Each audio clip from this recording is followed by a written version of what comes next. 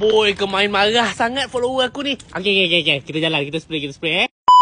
Okey geng, nampaknya kita dah berada di episod seterusnya di mana kita akan naikkan warna dekat basikal lajak tu. Sekarang ni kau tengok dekat body ni kan, dah siap gosok dah. Kecil dah siap gosok ke atas pasir. Tu spray yang kita pakai kan, daripada warna, primer sampailah ke clear, brand Detern Premium geng. Tari dah keluar Haji tak? Tari dah keluar dah. Kita boleh jalan dah ni. Tadi hujan, risau. Jom.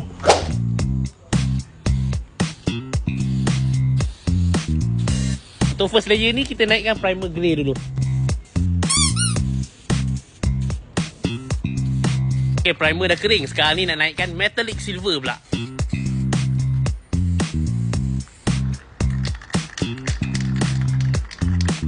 Kau tengok anak aku, bukan main excited lagi tengok uncle kecil buat basikal lajak dia. Untuk hari ni, kita mungkin tak dapat repaintkan sekali fork dengan rim ni lah. Sebab kita masih belum jumpa lagi fitment disc dekat bahagian depan. Kita ada custom sikit kat Prewell ni. Disc memang boleh berpusing. Sebelah dalam ni punya fork, untuk bahagian disc ni kita dah custom sikit, bagi rata. Caliper ni pun kita akan letak washer dekat sini. Ni kita pakai disc LC 220. Yang ni kita beli dekat botol garage Tori kan. Nak bagi dia cun-cun dulu baru kita spray.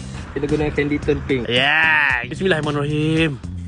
Tengok, oi, pergi dia macam. So, siapa nak spray warna candy tone pink ni, bawah dia mesti silver metallic. Kita buat first layer dulu. Lain macam lah pergi dia.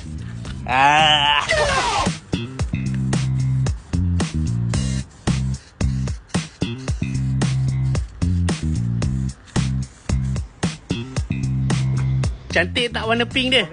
Ha? Sekejap geng, sekejap.